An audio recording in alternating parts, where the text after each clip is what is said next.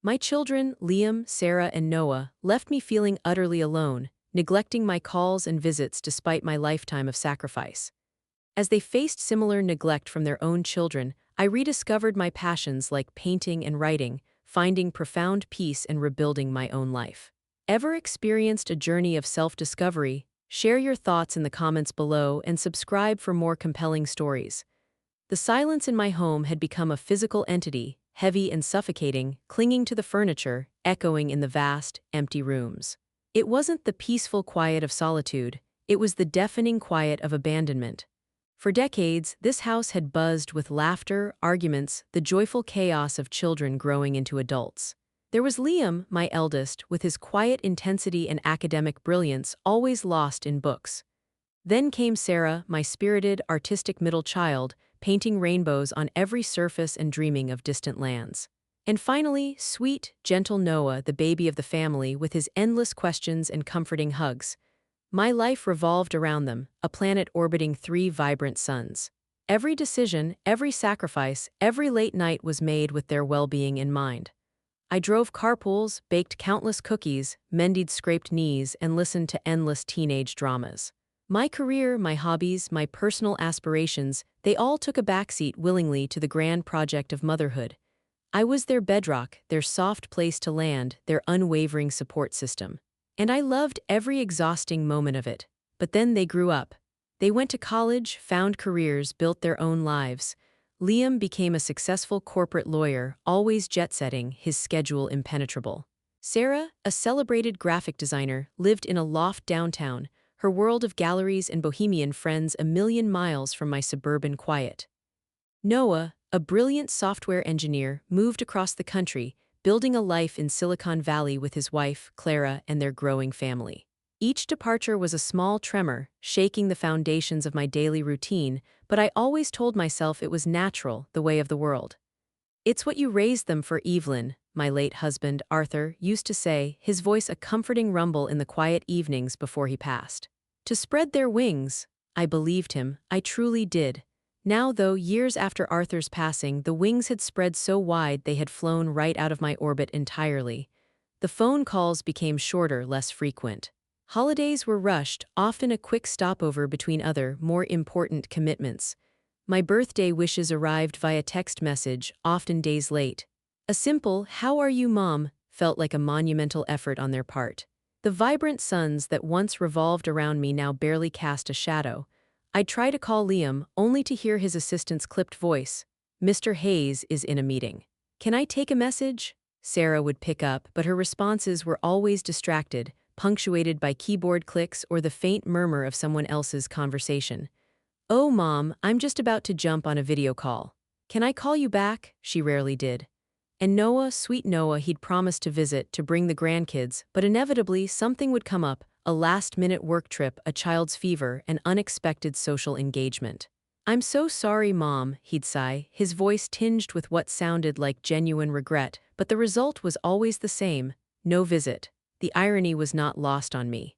I had nurtured their independence, applauded their successes, celebrated their every achievement. I had taught them to be self-reliant, to chase their dreams, to forge their own paths, and they had done it brilliantly. But in their pursuit of their own flourishing lives, they had left me in a withered landscape, a solitary tree in an empty field.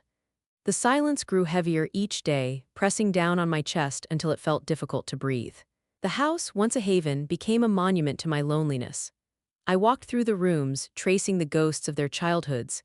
Liam's worn armchair by the bookshelf, Sarah's paint-splattered art table in the den, Noah's height marks etched into the kitchen doorframe.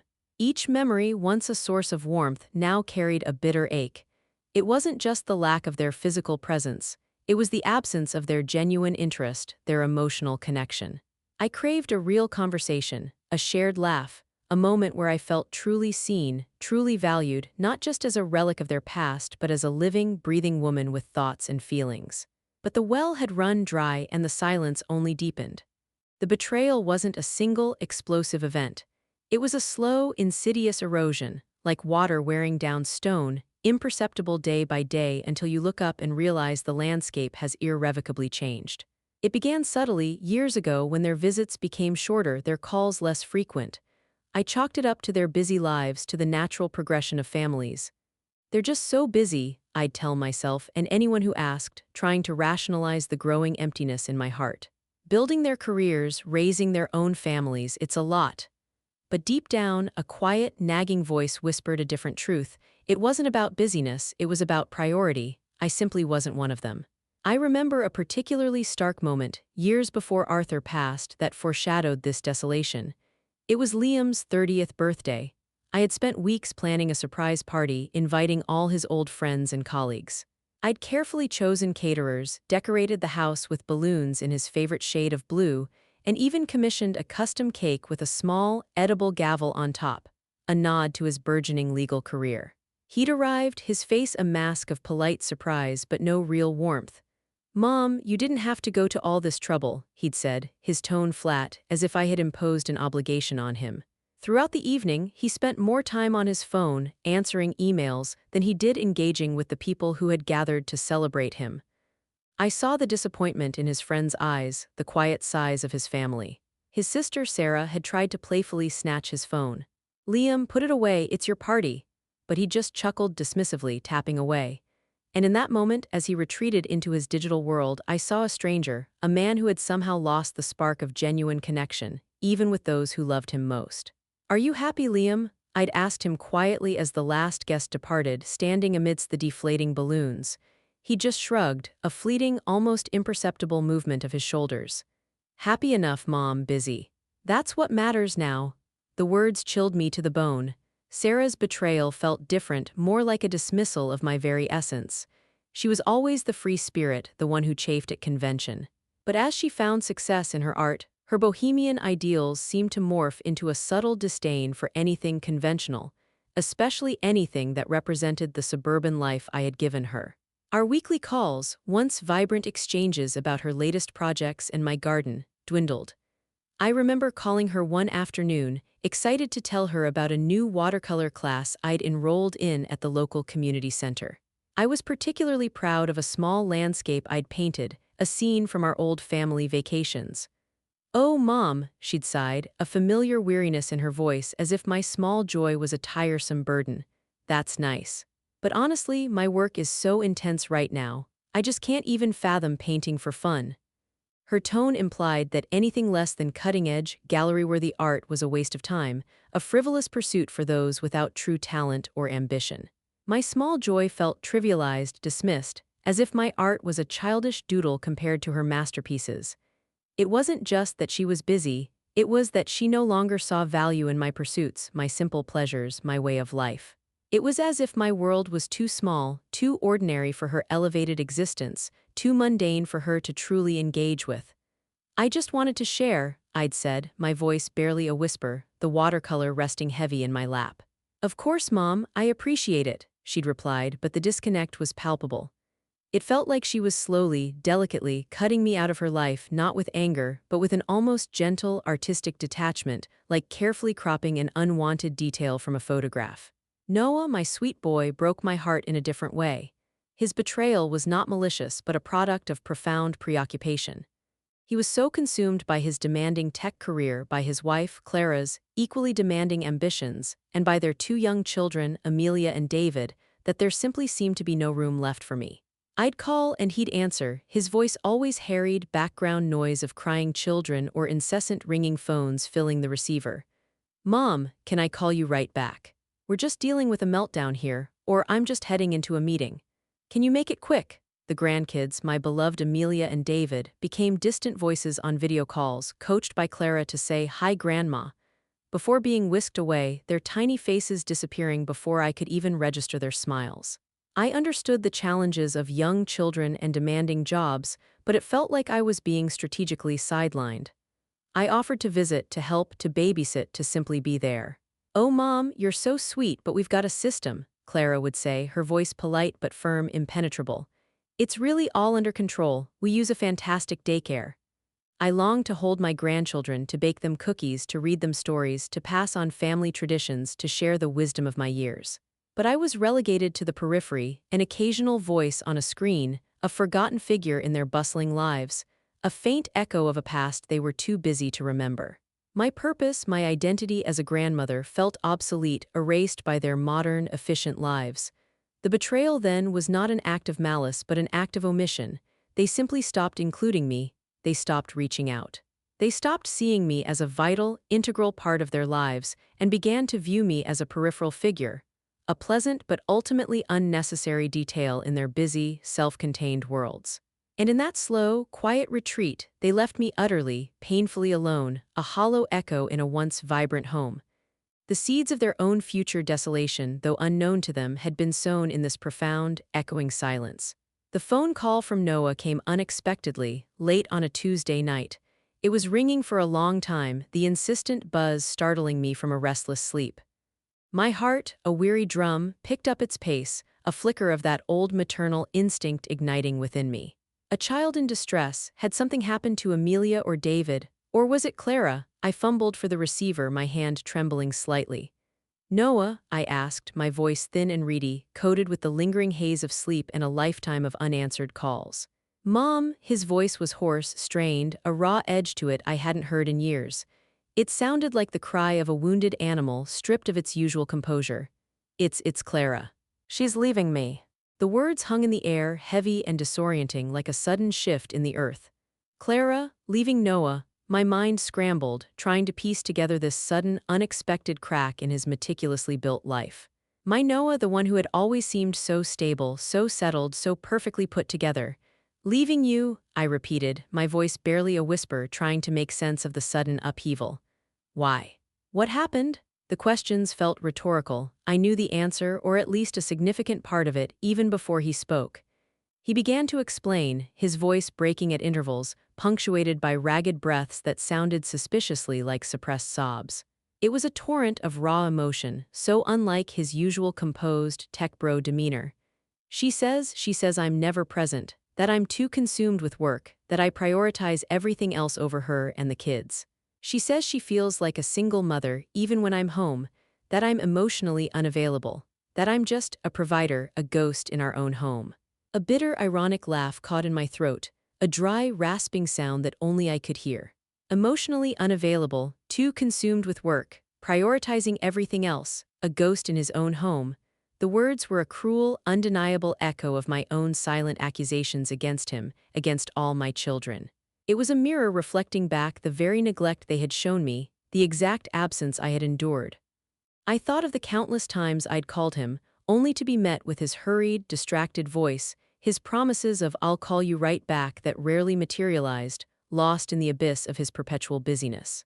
I thought of the Christmases I'd spent alone, the birthdays celebrated with a sad, solitary slice of cake, because he was too busy with work or a family emergency had cropped up that somehow never involved me. She says I'm always on my phone, always checking emails, even at dinner, he continued, oblivious to the storm brewing within me, the quiet vindication that was beginning to mix with the old pain. She says I'm just not there. Even when I'm physically in the room, my mind is elsewhere.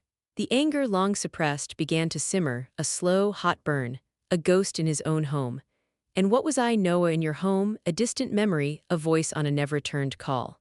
A discarded relic. I wanted to scream, to shake him, to make him see the glaring, heartbreaking hypocrisy of his words. I had nurtured him, cradled him, held him close, prioritized him above all else for decades. I had spent countless hours at his side, nurturing his mind, comforting his hurts, celebrating his triumphs. I had been there.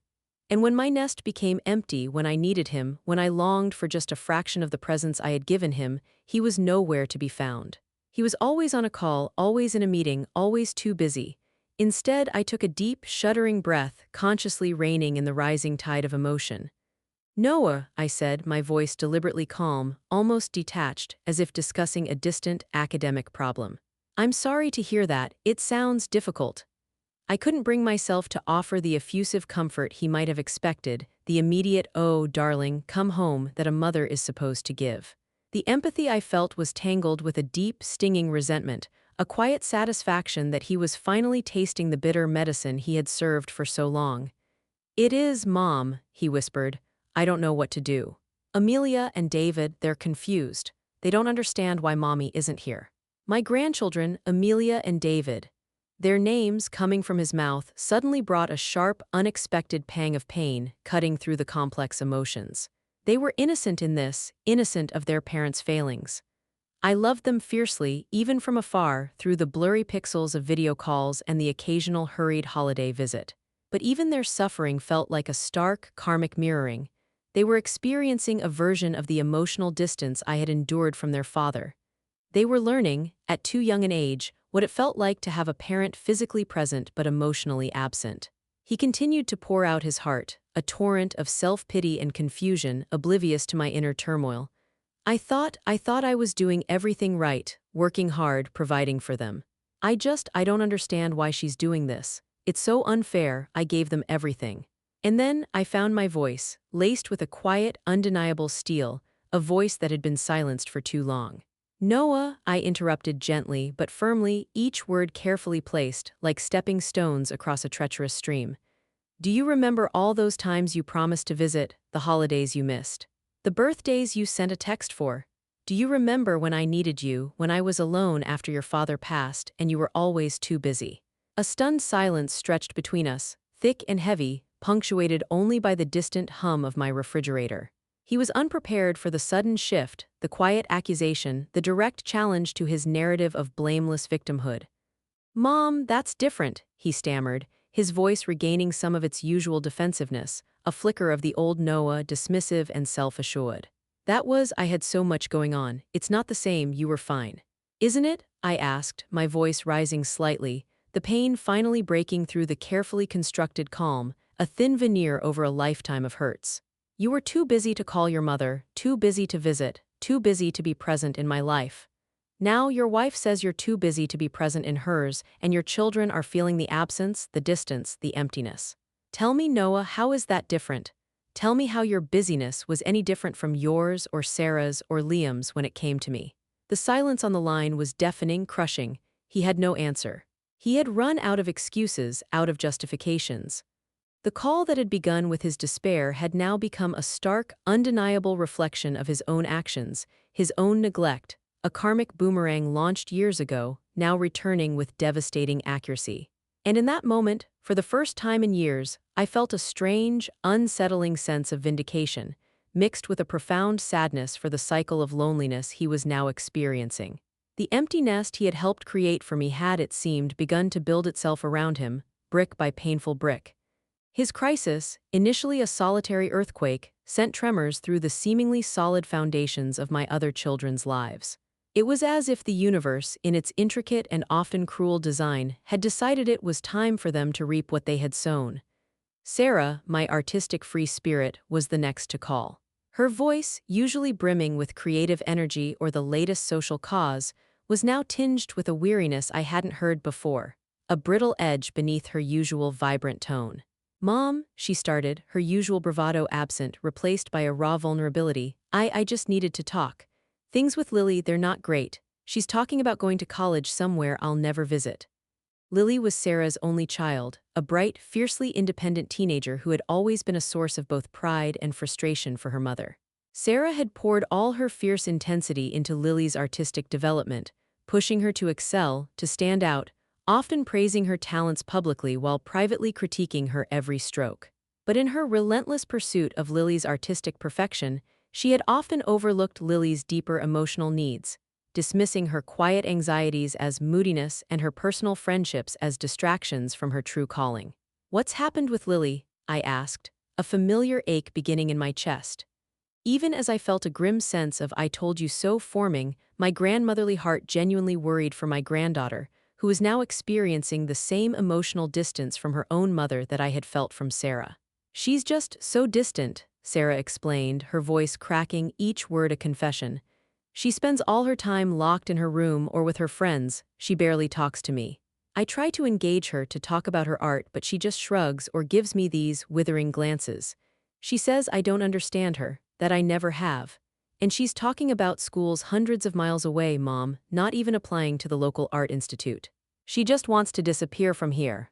I remembered the countless times I had tried to engage Sarah in heartfelt conversations about my own life, my feelings, my quiet joys, only to be met with that same dismissive shrug, that same patronizing tone, that same accusation of not understanding.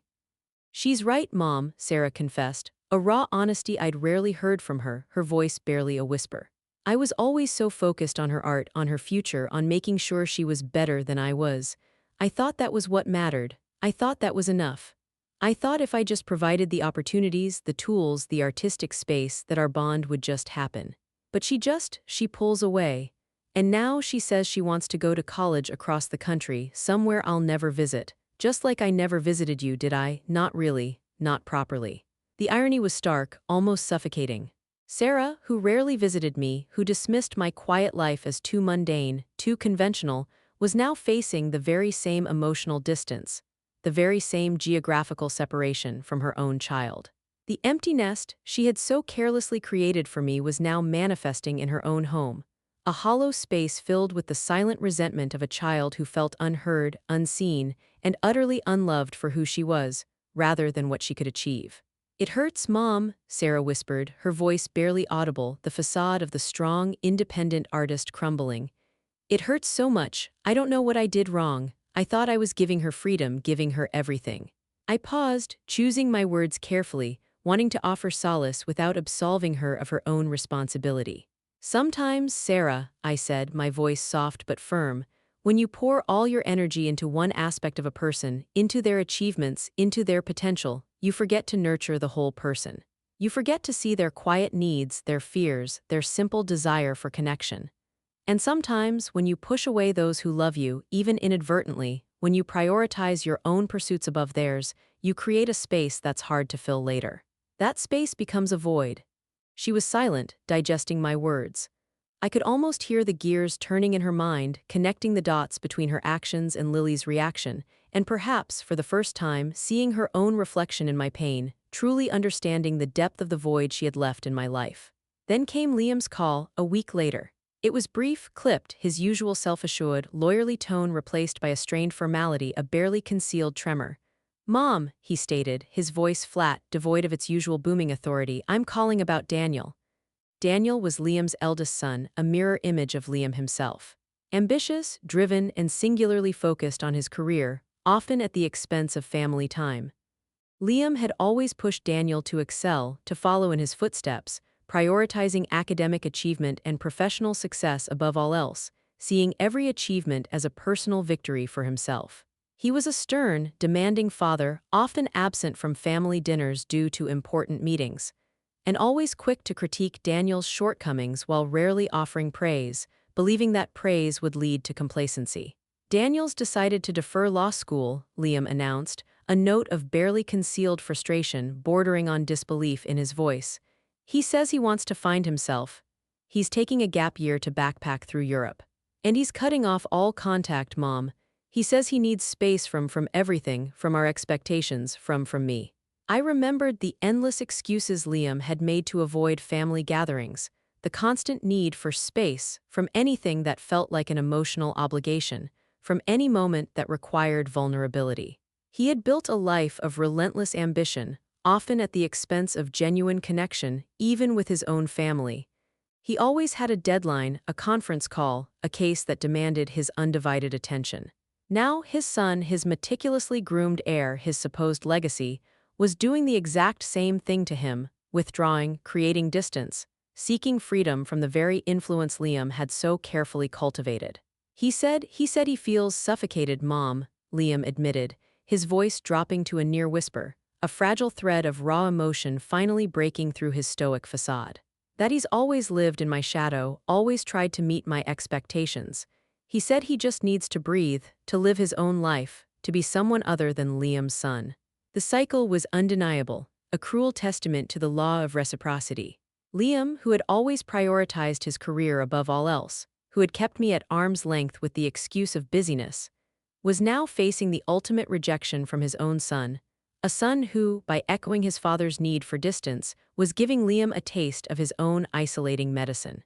"He didn't even say goodbye properly, Mom," Liam said, a note of genuine hurt finally breaking through his stoic facade, a quiet desperation. "Just a text, Mom, after everything I've done for him. All the sacrifices, all the opportunities." I felt a pang of genuine pity for Liam, even as the irony of his situation was painfully clear. He had done the same to me, countless times, with cold texts and missed calls, with expensive gifts that felt like substitutes for his time and presence. "Sometimes, Liam," I said, my voice quiet but firm, carrying the weight of my own experience, "when you build a life around work and expectations, you forget to build a life around love and connection. You prioritize providing over nurturing. And sometimes, the very distances you create for yourself become the distances that are created for you." He didn't reply immediately, but I could almost hear the realization dawning on him. The dawning horror that the blueprint he had laid for his own life, a life of relentless ambition and emotional detachment, was now being meticulously followed by his children, leading them down a path of emotional disconnection that would ultimately leave him in the very empty, echoing space he had unknowingly created for me. The truth, in all its devastating clarity, was unmasking itself, revealing the hollow core of their own lives. They had sown the seeds of their own desolation, and now the bitter harvest was upon them. The individual shame my children felt morphed into a profound, shared understanding of a karmic cycle, a relentless echo of their own neglect reverberating back at them. As they continued to grapple with their own empty nests, a new, unsettling pattern emerged in their narratives, a chilling parallel to the solitude they had unwittingly cultivated for me.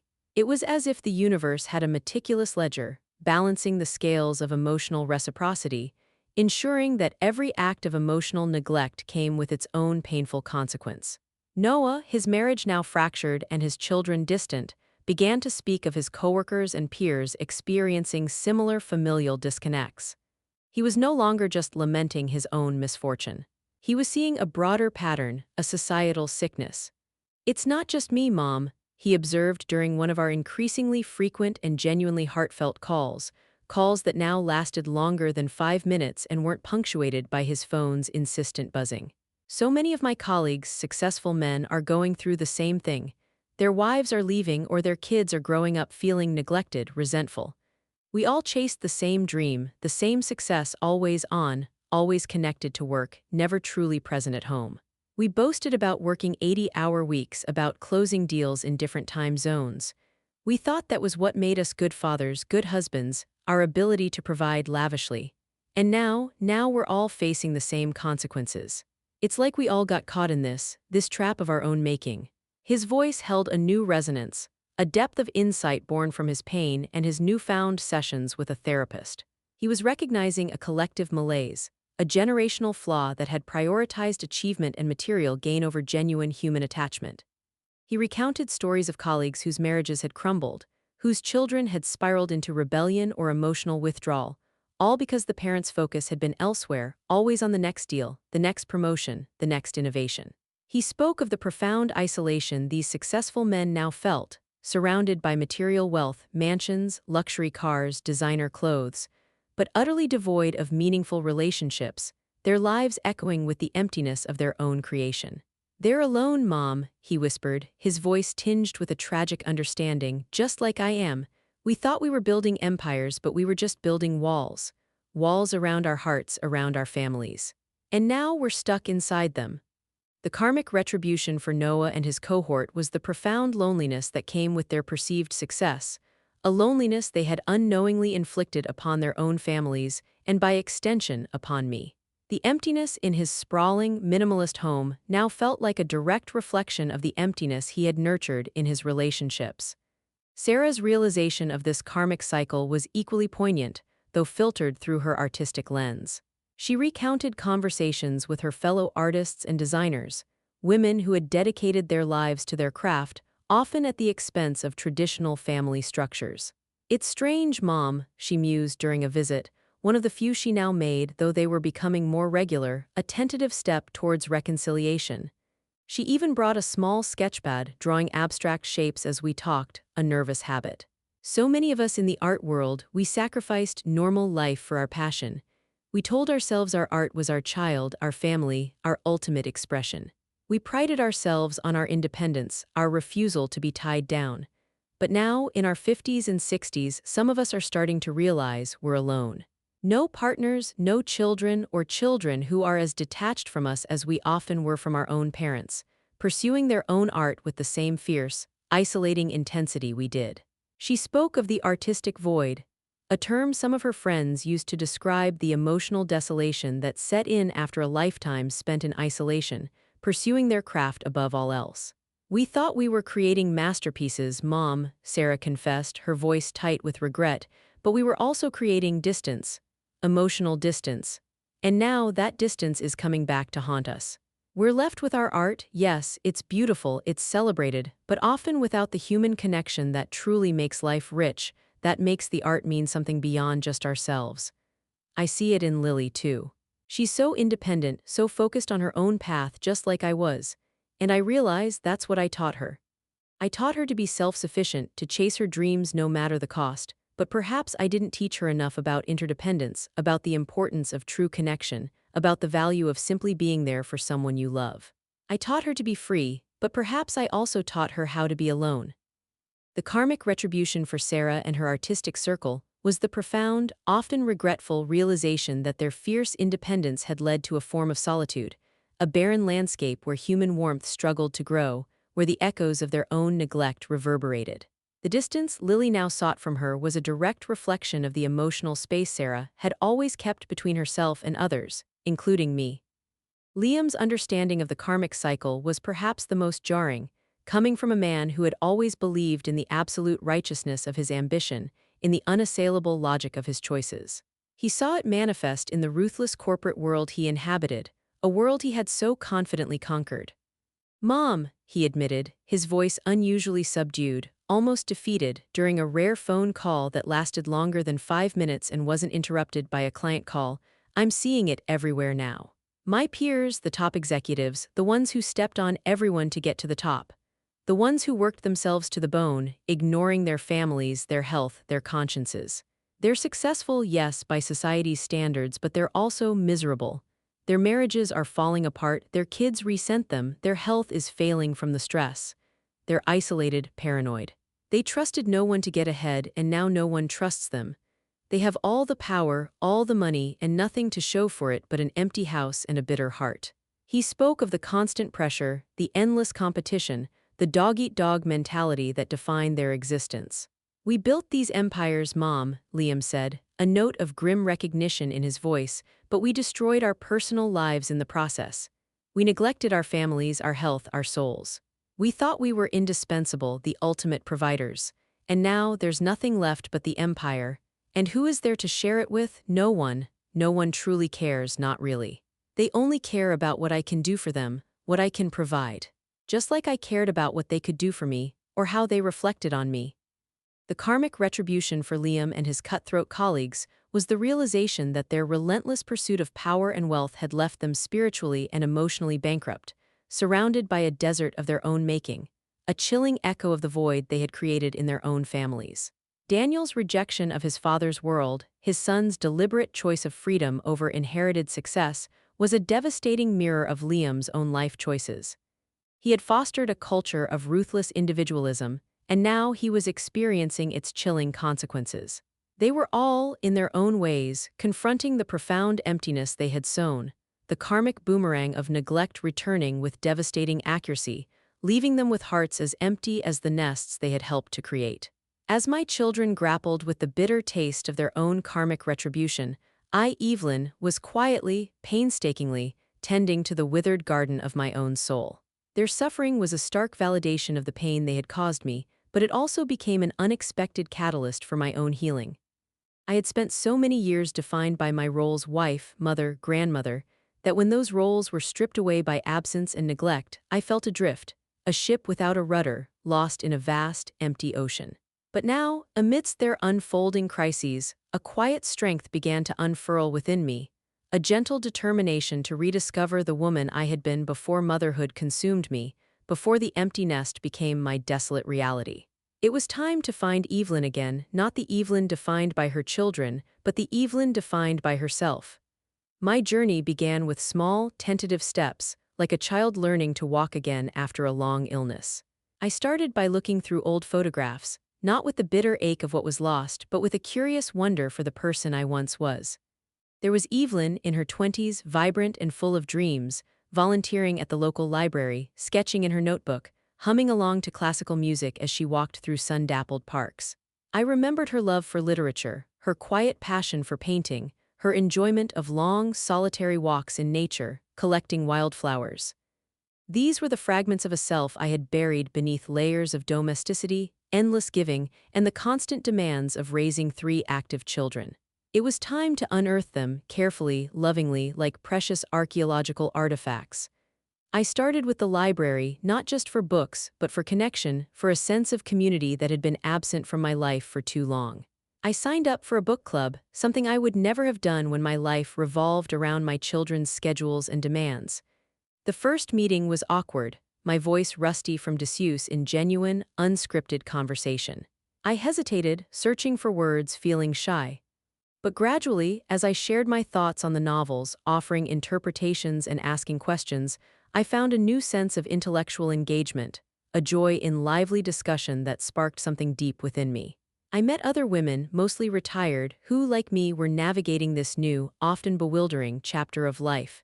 We talked about books, but also about aging, about loss, about rediscovering purpose, about the challenges of empty nests, some by choice, some by unfortunate circumstance. These conversations were a balm to my lonely soul, a refreshing spring after years of emotional drought, nourishing a part of me I hadn't realized was parched. Then, I picked up my old paintbrushes, which had lain dormant for decades, gathering dust in the back of a closet, stiff and forgotten. My hand, once nimble and sure, felt stiff and uncertain, the colors blurred together. My first attempts were clumsy, the colors mudded, the lines hesitant, lacking the vibrancy I remembered.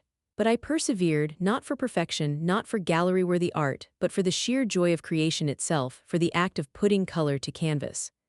I found a local art class filled with amateurs like myself, where the focus was on process, not product, on the journey of discovery rather than the flawless result. As I mixed paints, experimented with textures, and brought landscapes and still lifes to life on canvas, I felt a deep, abiding sense of peace settle over me, a tranquility that had eluded me for so long. Each stroke was a meditation, a release of unspoken emotions, a reclaiming of a part of myself I had long neglected, a dialogue with the quiet, intuitive artist within. It wasn't about being a great artist.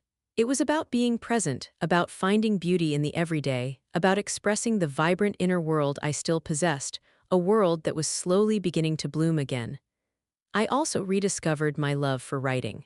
In my youth, I had dreamed of being a journalist, of telling stories, of capturing the nuances of human experience. Life had taken a different turn, but the desire had never truly died, simmering beneath the surface. I bought a beautiful leather-bound journal and began filling its pages with reflections on my life, my memories, my feelings about the past and present, exploring the complex relationships with my children, my late husband, and most importantly, with myself. It was a raw, honest space where I could process the pain of betrayal, the quiet loneliness, and the slow unfolding of hope, charting my emotional landscape. Writing became a therapeutic outlet, a way to make sense of the complex tapestry of my life, weaving together threads of joy and sorrow, gain and loss. It was here, in the quiet solitude of my writing, that I truly began to forgive, not just my children but myself, for allowing myself to become so lost in the roles, for forgetting the Evelyn who existed independently of them, for the unacknowledged sacrifices that had left me depleted. Slowly, imperceptibly at first, my home began to feel less like a monument to absence and more like a sanctuary for my own peace. The silence that once oppressed me, a constant reminder of what was missing, now felt like a comforting companion, a fertile space for contemplation and creativity, a canvas for my newfound interests. I still thought of my children, of course, and their ongoing struggles. Their calls, though still painful reminders of their choices and their enduring grief, now carried a different weight, the weight of their own learning, their own painful realizations, their own tentative steps towards growth. I listened with a newfound serenity, offering empathy where I could, offering a mother's ear, but no longer carrying the crushing burden of their problems, no longer feeling solely responsible for their emotional well-being. My own peace was paramount, a fragile, precious thing I guarded fiercely. This journey of rediscovery wasn't about erasing the past or forgetting the pain. It was about integrating it, understanding its role in shaping the woman I was becoming. I was no longer defined by the emptiness of my nest, by the absence of my children, but by the quiet richness of my own blossoming life, by the vibrant colors I was adding to my own canvas. I had found Evelyn again, and she was enough. She was more than enough. She was whole, complete, and utterly, profoundly at peace. The shifts in my children, sparked by their own painful experiences, were undeniable, yet the path forward remained complex, a delicate dance between their burgeoning self-awareness and my hard-won peace. There were no quick fixes, no miraculous transformations, but a slow, often agonizing process of reckoning and rebuilding. Noah, his voice still tinged with the ache of separation from Clara and his children, began making sincere efforts. He started therapy, openly discussing his work addiction and his inability to connect emotionally, not just with Clara and the children, but with anyone. "Mom," he confessed during one of our calls, his voice cracking with emotion, "my therapist says I'm just replicating what I learned. You were always so busy with us, with Arthur, that I never really saw you just be Evelyn. I only saw you do things for us, provide. I never saw you have your own life, your own dreams, beyond us. And I did the same to Clara and to Amelia and David. I thought providing was loving. I realize now how wrong I was." His words were a painful echo of my own past sacrifices, but also a crucial, heartbreaking step towards understanding and accountability. He began sending me regular, thoughtful messages, not just hurried updates, but genuine inquiries about my painting, my reading, my day. He even proposed a weekly video call just for me and the grandchildren, unchoreographed by Clara, a small yet monumental gesture that chipped away at the wall of distance. He sent photos of Amelia and David's drawings, asking me to critique them, and listened intently when I offered encouragement. The karmic cycle hadn't broken for him yet. Clara remained firm on separation, and his children were still guarded, hesitant to fully trust his newfound presence. But he was actively trying to heal, to build a different kind of connection, a stark contrast to the emotional neglect he had inadvertently shown me. He was learning to be present, truly present, for the first time in his adult life. Sarah's awakening was perhaps the most profound, filtered through her artistic sensibility. Her artistic spirit, once a source of self-absorption and a shield against deeper connection, now turned inwards, forcing her to confront her own emotional barrenness. Lily's continued distance was a constant, aching reminder, a canvas of unanswered questions. "Mom," Sarah said during one of her now more frequent, though still tentative, visits, pulling out a small, battered sketchbook, "I've started painting differently. It's not about grand statements anymore. It's about connection, about vulnerability, about showing the raw, messy parts of life. I'm trying to paint feelings, not just images. I'm trying to paint the things I pushed away." She confessed that her art career, while successful, had been a form of escape, a way to avoid the messy realities of human relationships, of intimacy, of simply being with people.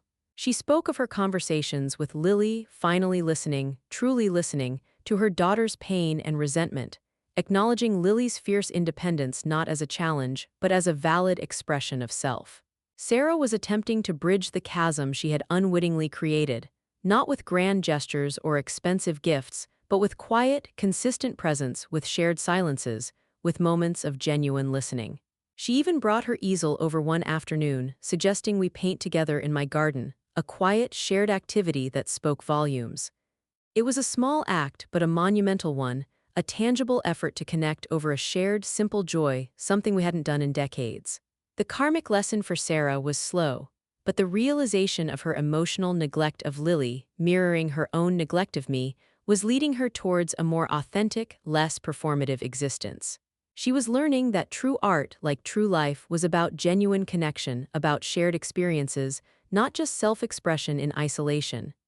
Liam's transformation, however, was the most arduous, a painful chipping away at a lifetime of carefully constructed defenses. His world, once so meticulously controlled, had crumbled around him. Daniel's continued absence was a devastating blow, a constant, echoing silence in his grand, empty house.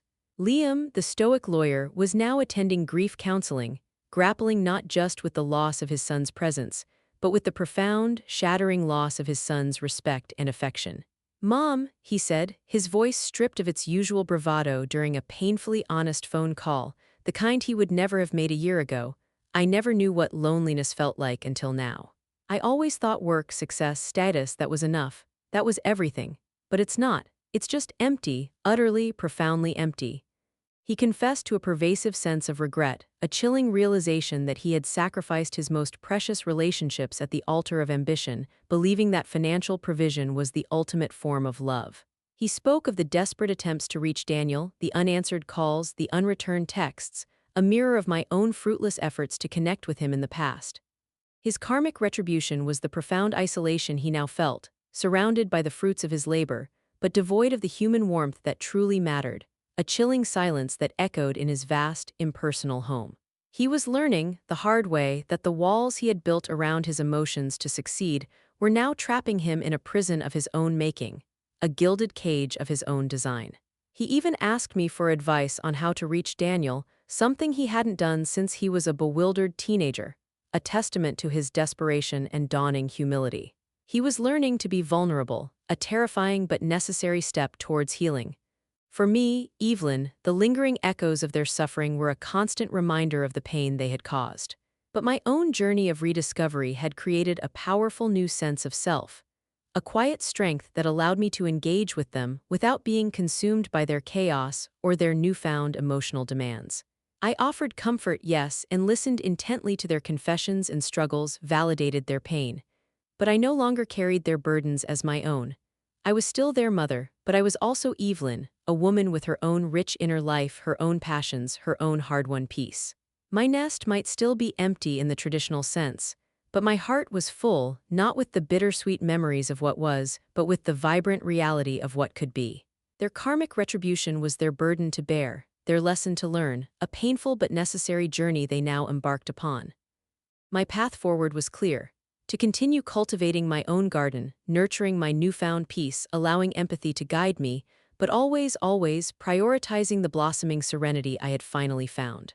The cycle of neglect had reached its painful zenith, and while their journey was far from over, I knew with a quiet certainty that I had finally broken free. My empty nest, once a symbol of profound loss, was now a sanctuary for my own beautiful, peaceful existence. Thanks you for listening. If you enjoyed the story, please make sure to subscribe and leave your thoughts in the comments.